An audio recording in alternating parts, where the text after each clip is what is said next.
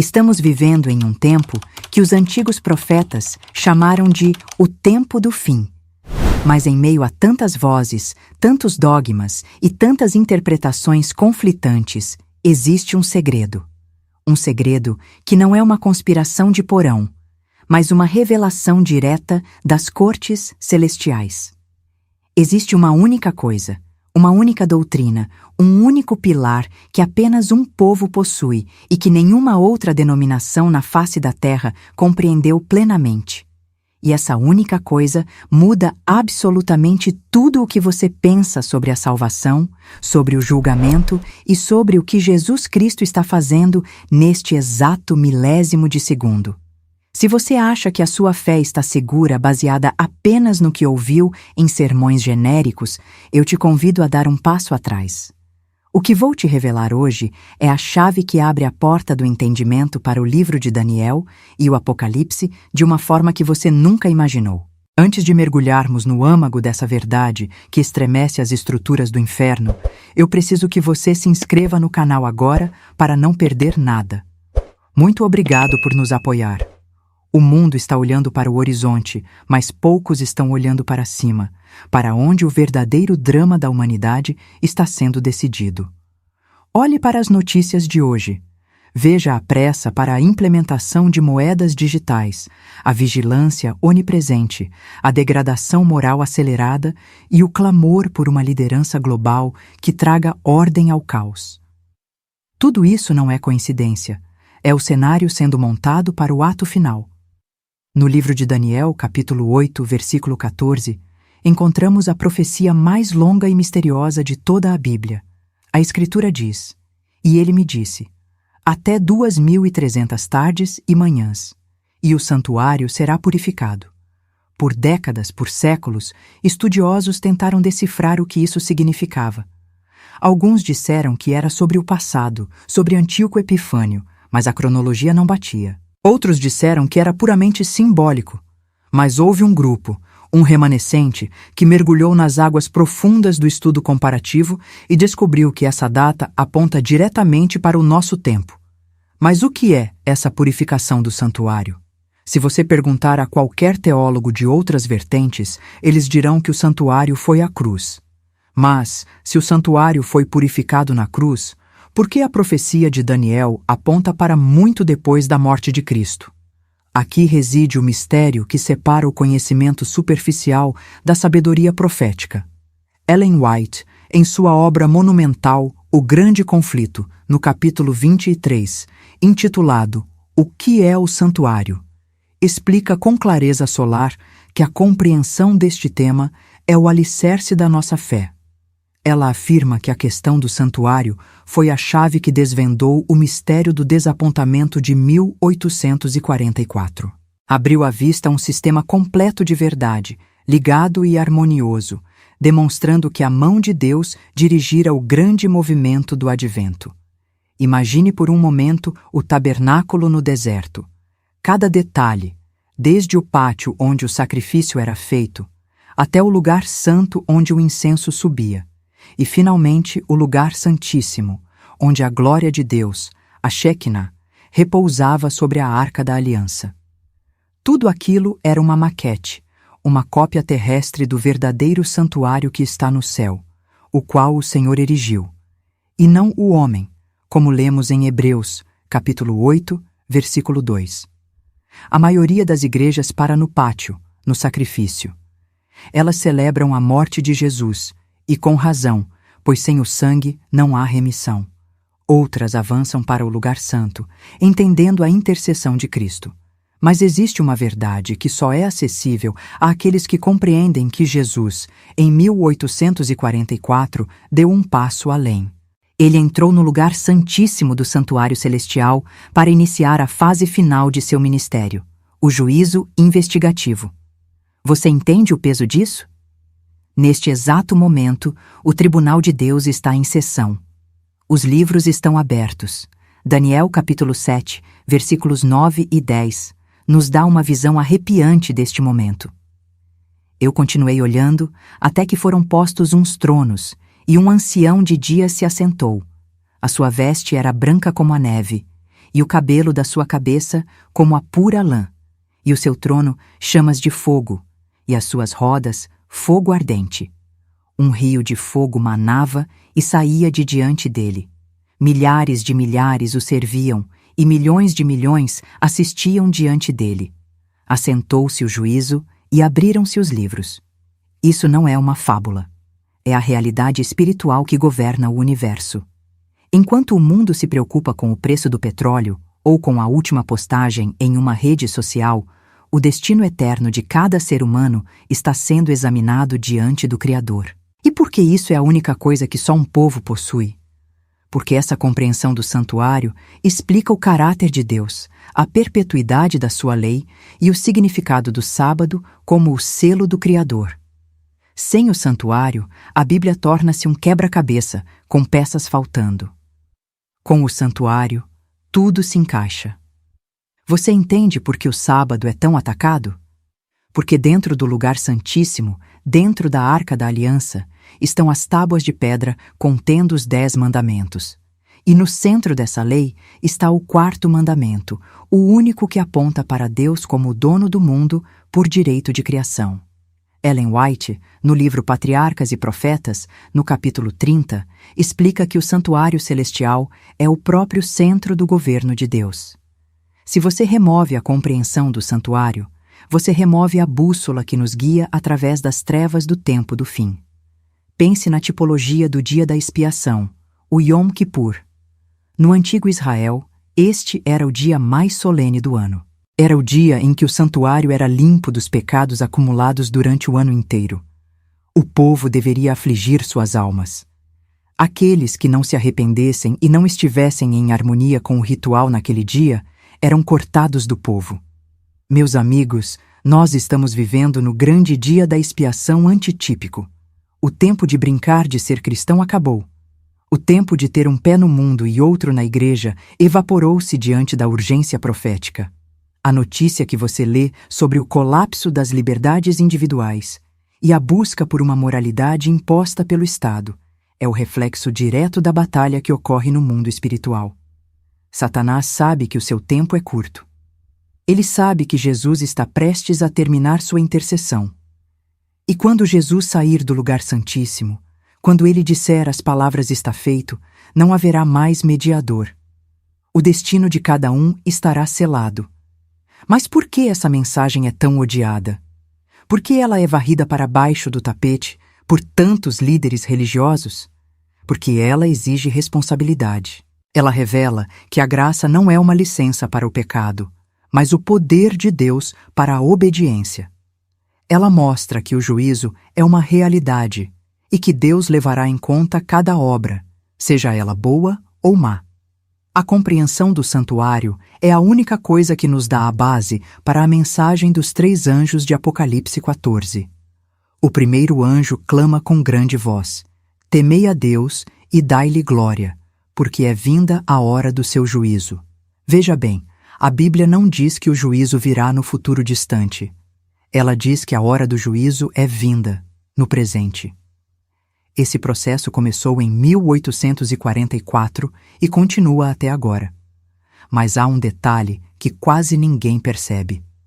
Um detalhe arqueológico e teológico que conecta o santuário ao próprio DNA humano e à estrutura do tempo. Se você analisar as dimensões do tabernáculo e a forma como os acampamentos das tribos de Israel eram organizados ao seu redor, você verá a forma de uma cruz. Mas no centro dessa cruz, no coração do santuário, está a lei. E é aqui que a tensão aumenta. O mundo está sendo preparado para aceitar uma marca, uma contrafação da autoridade de Deus. Essa marca só faz sentido quando compreendemos o que está dentro do lugar santíssimo. Se você não entende o santuário, você não terá discernimento para identificar a marca da besta, porque você não entenderá o que é o selo de Deus. A maioria das pessoas está esperando por um chip ou uma tatuagem, mas o conflito é sobre adoração, sobre quem detém a autoridade sobre a sua consciência. É sobre a lei que está guardada no santuário celestial. O conhecimento que você está recebendo agora é uma herança profética que foi comprada com lágrimas e oração agonizante pelos pioneiros que sobreviveram ao grande desapontamento. Eles esperavam que Jesus voltasse em 22 de outubro de 1844. Eles venderam tudo o que tinham, confessaram seus pecados e esperaram com os olhos fitos no céu. Mas Jesus não veio. O desapontamento foi amargo. Muitos abandonaram a fé, mas um pequeno grupo voltou às Escrituras. Eles perceberam que o erro não estava na data, mas no evento. O santuário a ser purificado não era a terra, mas o santuário no céu. Essa descoberta não foi apenas uma saída teológica para um erro, foi uma revelação divina para preparar o mundo para a colheita final. Ellen White descreve esse momento com uma profundidade que toca a alma. Em O Grande Conflito, capítulo 24, ela diz: como sacerdote, Cristo intercede agora pelo homem, e como rei, ele em breve voltará para o seu povo. Esta dupla função de Cristo é o coração da nossa esperança. Mas há algo ainda mais profundo. Você sabia que o serviço do santuário revela o plano de Deus para apagar não apenas a culpa do pecado, mas a própria existência do pecado em sua vida? No lugar santo, o pecado era perdoado por meio do sangue do sacrifício. Mas no lugar santíssimo, no dia da expiação, o pecado era purificado, removido do santuário para sempre. Isso significa que vivemos no tempo em que Deus deseja purificar o seu povo de toda mancha, de toda inclinação maligna, para que possamos estar em pé diante de um Deus santo, sem um mediador, quando a porta da graça se fechar. Esta é a doutrina da perfeição de caráter através de Cristo, uma verdade tão pura e tão elevada que assusta aqueles que preferem uma religião de conveniência. Mas não se engane. O tempo está se esgotando. As areias da ampulheta profética estão caindo com uma velocidade alarmante. Cada desastre natural que você vê, cada rumor de guerra nuclear, cada passo em direção a um governo mundial único, são sinais de que o sumo sacerdote está prestes a trocar suas vestes sacerdotais pelas suas vestes reais. E quando isso acontecer, o que será de nós? A psicologia do tempo do fim nos mostra que as pessoas estão buscando desesperadamente por segurança. Elas buscam segurança no dinheiro, na política, na ciência. Mas a única segurança real está em estar escondido com Cristo no santuário. É entender que, embora o juízo seja solene, para aquele que está em Cristo, o juízo é uma notícia de libertação. É o momento em que Deus fará justiça ao seu povo e vindicará o seu caráter diante de todo o universo. Mas aqui está o ponto de virada, o open loop que você precisa considerar seriamente. Se o juízo começou pelos mortos em 1844, quando ele passará para os vivos? Quando o seu nome e o meu nome serão chamados diante do tribunal celestial? A transição entre o julgamento dos mortos e o julgamento dos vivos é o evento mais silencioso e, no entanto, mais estrondoso da história humana. E há sinais claros de que essa transição está ocorrendo ou prestes a ocorrer. Imagine a cena. O universo inteiro está observando. Os anjos que acompanharam cada passo da sua vida, que registraram cada palavra dita em segredo, cada pensamento cultivado na escuridão, estão presentes. Não há como esconder nada. O santuário celestial é um espelho da alma. Ellen White nos alerta que muitos estão dormindo em suas transgressões, sem perceber que o tempo de sua visitação está quase acabando. No livro O Grande Conflito, capítulo 28, sobre o juízo investigativo, ela afirma que todos os que desejam que seus nomes sejam conservados no livro da vida devem agora, nos poucos dias que restam de seu tempo de graça, afligir a alma diante de Deus com verdadeiro arrependimento. Isso não é um chamado ao medo, mas um chamado à realidade. É a proximidade de um mentor que te ama o suficiente para te dizer a verdade nua e crua.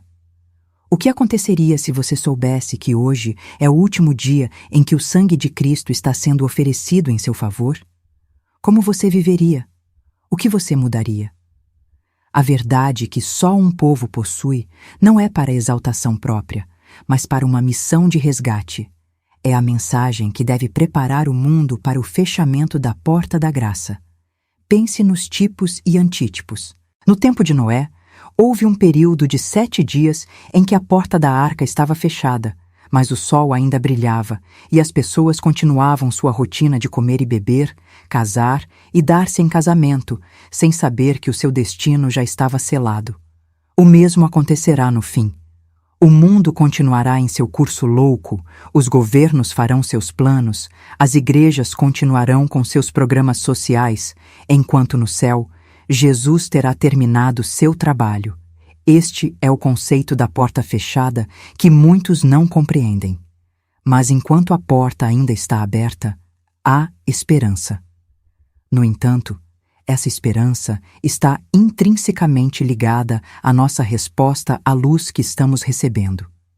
Rejeitar a mensagem do santuário é rejeitar o próprio ministério de Cristo em nosso favor hoje. É como tentar entrar em um banquete de núpcias sem a veste nupcial. A veste é a justiça de Cristo e o santuário é o local onde essa veste nos é concedida e autenticada. Agora, preste muita atenção, porque estamos chegando a um ponto de revelação que poucos ousam tocar. Existe uma conexão direta entre o santuário celestial e a restauração da verdade que foi lançada por terra pelo poder do chifre pequeno descrito em Daniel 8. Esse poder tentou mudar os tempos e a lei. Tentou obscurecer o ministério de Cristo com um sistema terrestre de sacerdotes e sacrifícios humanos. A purificação do santuário é também a purificação da verdade das cinzas do erro medieval. É a restauração do sábado, do estado dos mortos e da breve volta de Jesus. Mas há algo ainda mais urgente. Algo que conecta o que está acontecendo agora no Vaticano, em Washington e em Jerusalém com o movimento de Cristo no santuário. Você já se perguntou por que existe uma pressão tão grande para a unificação das religiões sob um propósito comum de bem-estar social e preservação do planeta? Isso parece bom na superfície, não parece? Mas a profecia nos diz que essa união resultará em um decreto que forçará a consciência. E esse decreto é o teste final para o povo de Deus. O santuário nos mostra que o conflito final será sobre o primeiro mandamento: terás outros deuses diante de mim? E o quarto: lembra-te do dia do sábado. Quando você olha para a Arca da Aliança no lugar santíssimo, você vê o centro do conflito dos séculos. Satanás odeia a lei porque a lei é o fundamento do governo de Deus. E se ele puder fazer com que você quebre um só mandamento, ele te separa da proteção do Altíssimo. Mas Jesus está lá, entre as querubins, pleiteando seu sangue por você. Ele diz: meu sangue, Pai, meu sangue. Ele conhece as suas lutas, ele conhece as suas fraquezas, mas ele também conhece o seu potencial de ser um vencedor. A vitória só é possível se entendermos onde Jesus está e o que ele está fazendo. Se você seguir um Cristo que está apenas na manjedoura ou apenas na cruz, você perderá o Cristo que está no trono de julgamento e intercessão. Você precisa do Salvador completo, o Salvador que morreu, que ressuscitou e que agora governa. Estamos chegando a um momento na história em que a verdade do santuário deixará de ser uma teoria teológica para se tornar a única tábua de salvação em um mar tempestuoso. As pragas mencionadas no Apocalipse, capítulo 16, são a resposta direta ao fechamento do ministério no santuário. Quando o incensário for lançado à terra, a misericórdia deixará de existir para o ímpio. Você consegue imaginar o terror de um mundo sem a influência do Espírito Santo? Onde o mal não terá mais freios, onde as paixões humanas serão desencadeadas sem restrição.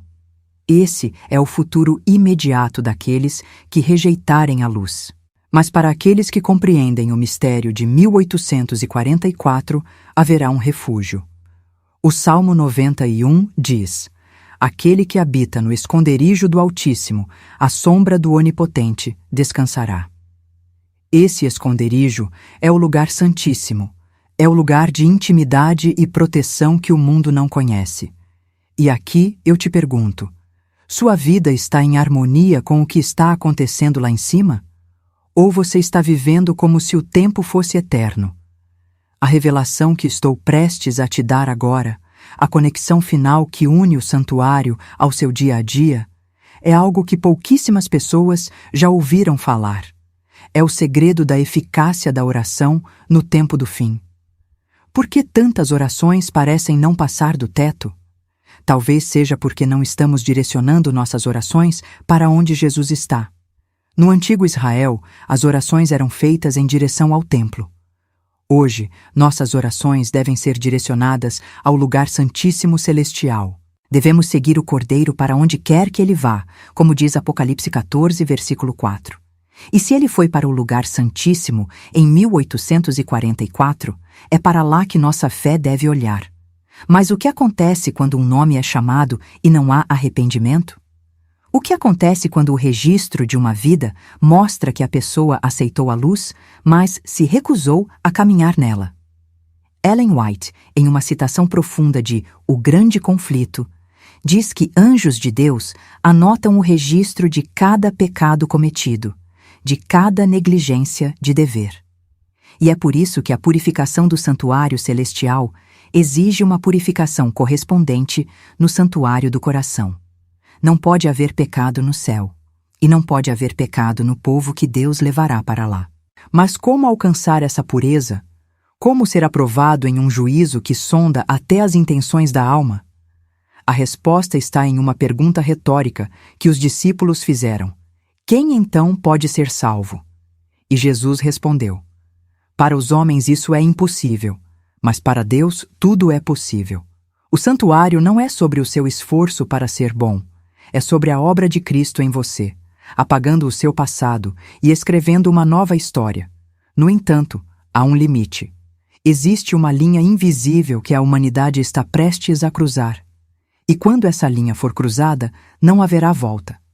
O que vou te contar agora é o evento catalisador que fará com que o juízo passe dos mortos para os vivos de forma definitiva. É algo que está sendo discutido em portas fechadas em grandes centros de poder. Algo que ligará a economia mundial à observância religiosa. E quando isso acontecer, o santuário celestial entrará em sua fase de conclusão absoluta. Imagine a cena final. Jesus se levanta. Ele depõe suas vestes sacerdotais. Ele anuncia que o tempo acabou. Os anjos guardam suas espadas. O céu se prepara para a partida do rei. Mas antes disso, o povo de Deus deve receber o selo. E esse selo está diretamente ligado ao que está dentro da arca. Você está pronto para o que vem a seguir? Você está pronto para entender como o santuário revela a data secreta, não o dia e a hora da volta, mas o sinal inequívoco de que o juízo dos vivos começou em sua própria vida?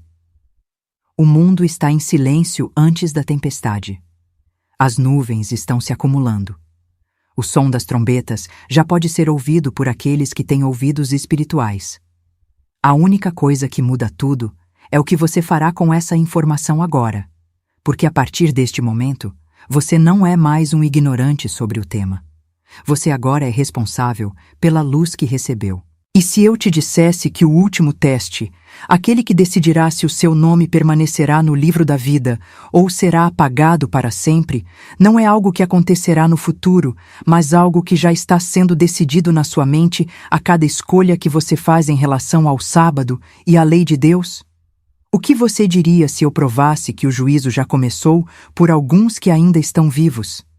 A tensão no tribunal celestial é palpável. O acusador dos irmãos está lá, apontando para as nossas falhas. Mas o nosso advogado aponta para as suas feridas. A questão é: de que lado você estará quando o seu caso for encerrado? A revelação do santuário é a última batida de Deus na porta do seu coração. É o último chamado de um pai que não quer perder um único filho. Mas o pai também é o juiz, e a justiça exige que o pecado seja erradicado. Se você se apegar ao pecado, você será erradicado com ele. Se você se apegar a Cristo no santuário, você será purificado e glorificado com Ele. O tempo de 1844 não foi um erro, foi o início do fim. E o fim está mais perto do que você imagina. Mas o que acontece com aqueles que nunca ouviram essa mensagem? E o que acontece com os milhões que foram enganados por falsos sistemas de adoração? A resposta para isso está no capítulo final da intercessão de Cristo, algo que mudará completamente a sua visão sobre a misericórdia de Deus. Mas para entender isso, precisamos olhar para o que o sumo sacerdote fazia com o sangue no propiciatório e como isso se aplica às massas que clamam por luz em meio às trevas. A pergunta que fica no ar, a pergunta que deve ecoar em sua mente até o próximo segundo, é esta: se o seu caso fosse julgado hoje, diante da perfeição da lei de Deus no santuário celestial, você teria um advogado que o defenderia? Ou você estaria sozinho diante do rio de fogo que emana do trono? A resposta a essa pergunta é o que define a sua eternidade. E a verdade que só este povo possui é o mapa que te leva diretamente aos braços do Salvador, antes que a porta se feche e o tempo da graça se torne apenas uma lembrança amarga de uma oportunidade perdida.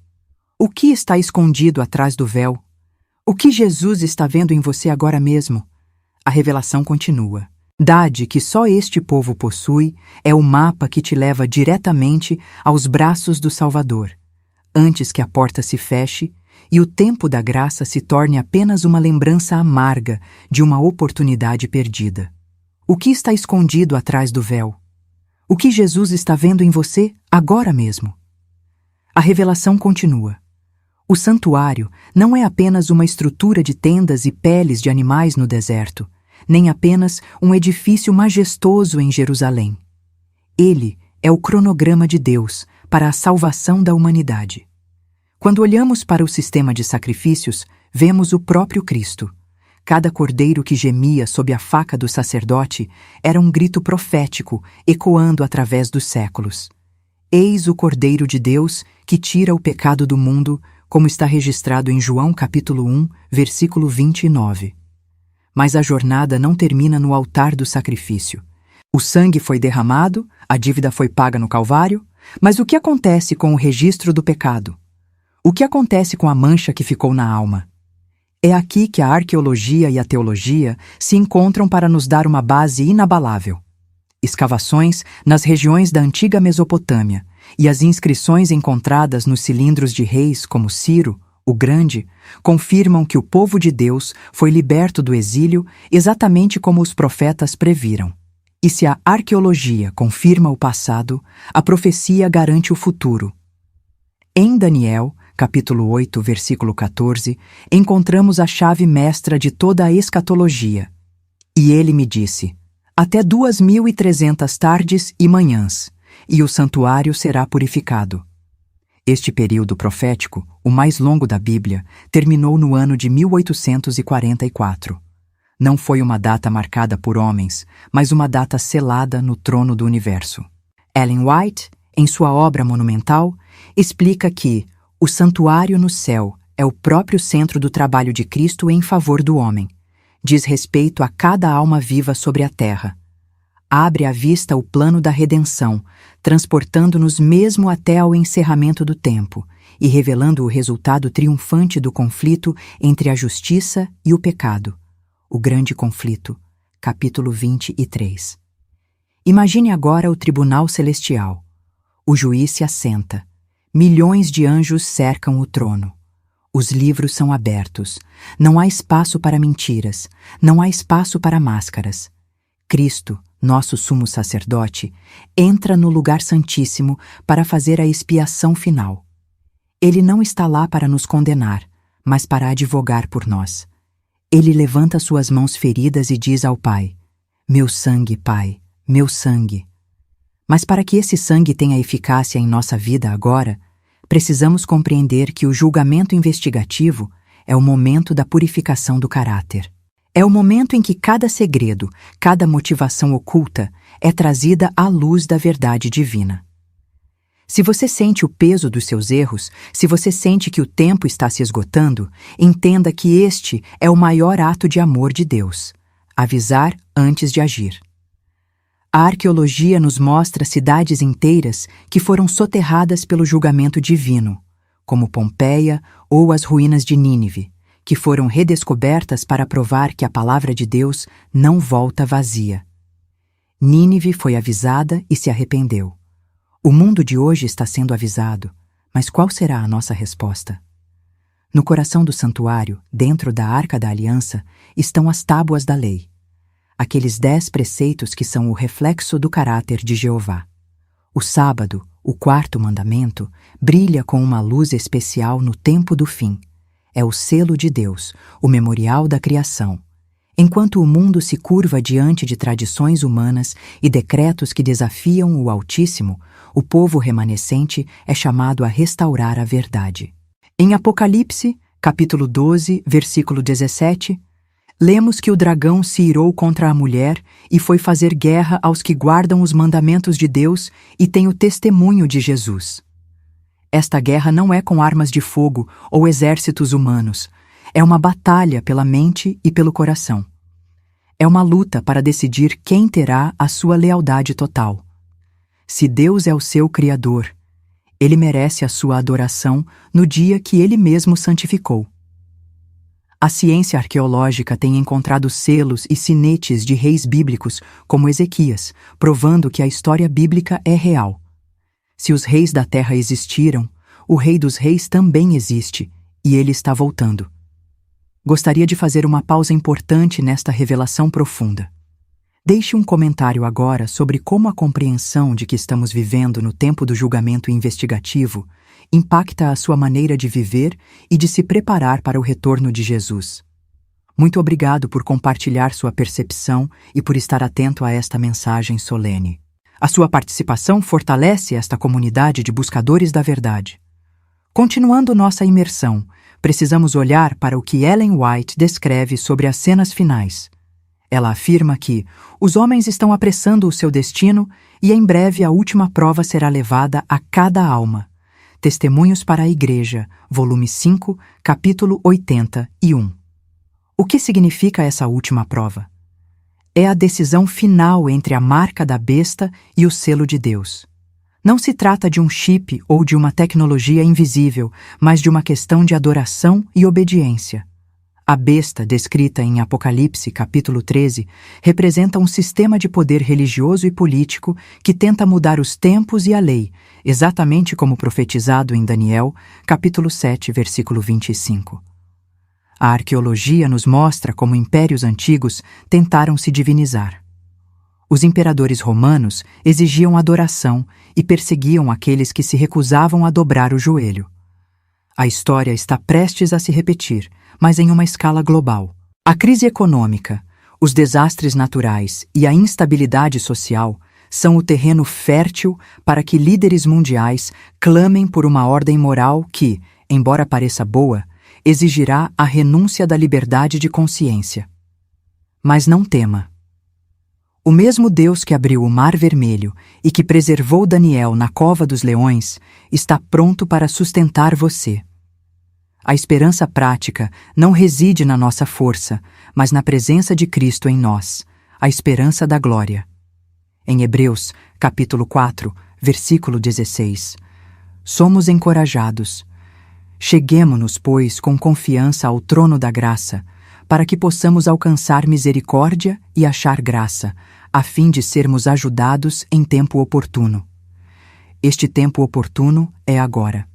O santuário nos ensina que o perdão é real, mas a transformação é necessária. Não podemos entrar no banquete celestial com vestes sujas de egoísmo e orgulho. Cristo oferece gratuitamente a sua veste de justiça. Ele remove nossos trapos de imundícia e nos veste com a sua perfeição. A arqueologia bíblica, ao descobrir as inscrições de Berristum ou os manuscritos do Mar Morto, nos prova que a Bíblia que temos hoje é a mesma que foi inspirada há milênios. Deus preservou sua palavra para que neste exato momento da história você tivesse clareza. Não há desculpas para a ignorância deliberada. O tempo da graça está se esgotando, e a porta do santuário celestial em breve se fechará, assim como a porta da arca de Noé se fechou antes que a primeira gota de chuva caísse. Imagine o silêncio no céu quando o sumo sacerdote depuser suas vestes sacerdotais e vestir suas vestes reais. O tempo de intercessão terá acabado. Quem é santo, continue a santificar-se. Quem é sujo, continue a sujar-se. Esta é a sentença mais solene de todo o universo, encontrada em Apocalipse, capítulo 22, versículo 11. Mas enquanto Jesus ainda intercede, enquanto o sangue ainda está disponível, há esperança. Há esperança para o pecador mais vil, para o coração mais endurecido. Ellen White escreve com profunda emoção: Jesus não deseja que ninguém pereça. Sua morte no Calvário foi por todos, e ele anseia que todos aceitem o convite para a vida eterna. O desejado de todas as nações, capítulo 25. A pergunta que ecoa nos corredores da eternidade é: você está pronto? Você está disposto a abandonar o pecado de estimação, a tradição que contradiz a Bíblia, o medo do que os outros vão pensar? A arqueologia das cidades da planície, como as evidências de fogo e enxofre encontradas na região do Mar Morto, serve de advertência eterna para aqueles que escolhem o prazer momentâneo em vez da obediência eterna. O chamado de Deus é um chamado de amor, mas é também um chamado de urgência. As profecias de Daniel sobre os impérios mundiais, Babilônia, Medo-Pérsia, Grécia e Roma, cumpriram-se com precisão matemática. Estamos agora nos dedos da estátua, no tempo em que a pedra cortada sem mãos, o reino de Deus, ferirá os reinos do mundo e os consumirá para sempre. O mundo está desmoronando diante dos nossos olhos. A moralidade está invertida. O que era certo agora é errado, e o que era errado agora é celebrado. Isso não é apenas decadência social, é o sinal profético de que o fim está próximo. Como foi nos dias de Noé, assim será também a vinda do Filho do Homem, disse Jesus em Mateus, capítulo 24, versículo 37. As pessoas estavam comendo, bebendo e casando-se, ignorando os sinais, até que veio o dilúvio. Hoje, a arqueologia subaquática e os estudos geológicos trazem evidências de uma catástrofe global que mudou a face da Terra. Deus não brinca com o tempo. Ele é paciente, não querendo que ninguém se perca, mas a sua justiça exige que o mal seja erradicado. No grande conflito, cada ser humano é um soldado. Não existe neutralidade. Se você não está do lado da verdade, você está, por omissão, do lado do engano. O santuário nos mostra o caminho de volta para casa.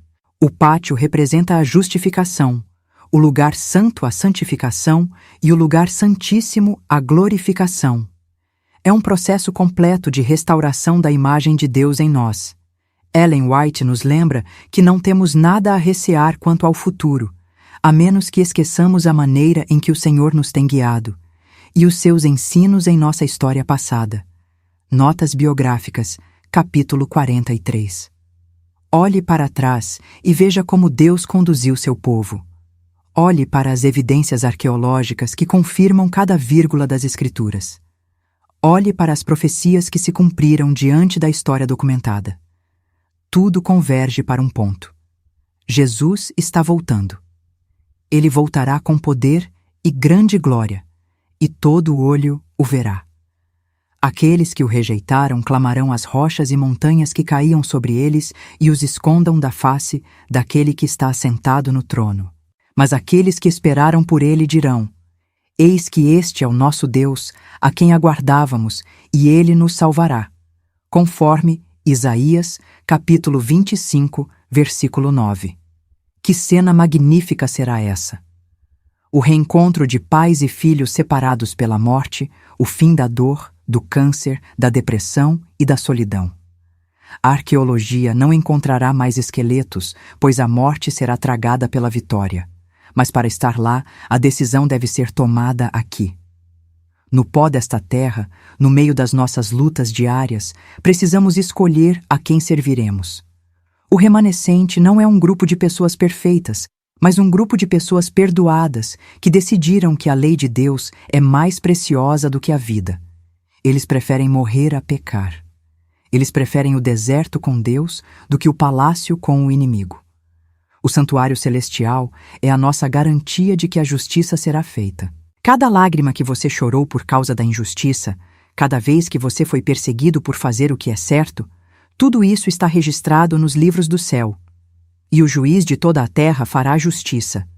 A arqueologia nos mostra que impérios que pareciam eternos caíram em uma única noite, como a Babilônia de Belsazar. Assim também, o reino das trevas cairá repentinamente. Para concluir esta jornada de revelação, precisamos resumir o que o Espírito de Deus está tentando nos dizer hoje. Primeiro, o santuário revela que a salvação é um processo ativo de intercessão e julgamento que está acontecendo agora no céu. Segundo, a profecia das 2.300 tardes e manhãs confirma que vivemos no tempo do fim desde 1844. Terceiro, a arqueologia e a história provam a veracidade inquestionável da Bíblia. Quarto, a marca da besta e o selo de Deus são as escolhas finais que definem nossa eternidade. E quinto, há uma esperança vibrante e real para aqueles que se entregam totalmente a Jesus. Meu amigo, minha amiga, eu falo ao seu coração agora com toda a paixão da minha alma. Eu me importo com você. Eu não quero que você seja pego de surpresa. O mundo oferece distrações, o inimigo oferece mentiras açucaradas, mas eu lhe ofereço a verdade crua e salvadora de Jesus Cristo. Não espere até que seja tarde demais para buscar ao Senhor. Não espere até que a porta se feche.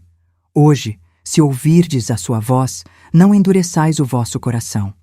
Ele está batendo à porta da sua vida. Ele quer entrar e cear com você. Ele quer limpar o seu passado e garantir o seu futuro. Sinta o abraço de Deus através desta mensagem. Sinta a urgência do Espírito Santo chamando você para fora da Babilônia, para fora da confusão espiritual, para a luz maravilhosa da verdade. Se este vídeo tocou o seu coração e abriu os seus olhos para as realidades eternas que o mundo tenta esconder, eu peço gentilmente que você deixe o seu like, inscreva-se no canal para não perder as próximas revelações e compartilhe esta mensagem com alguém que você ama. O seu comentário é fundamental para que esta mensagem alcance mais vidas. Muito obrigado por sua companhia e por sua busca sincera pela verdade. Gratidão eterna por fazer parte desta missão de preparar um povo para o encontro com o Senhor. Agora, deixe uma pergunta que ecoará em sua mente até que você tome uma posição definitiva. Se o decreto de morte contra aqueles que guardam os mandamentos de Deus fosse assinado amanhã, você estaria entre os poucos que prefeririam a forca à desobediência? Ou você se curvaria diante da besta para salvar a sua vida terrena e perder a sua alma eterna?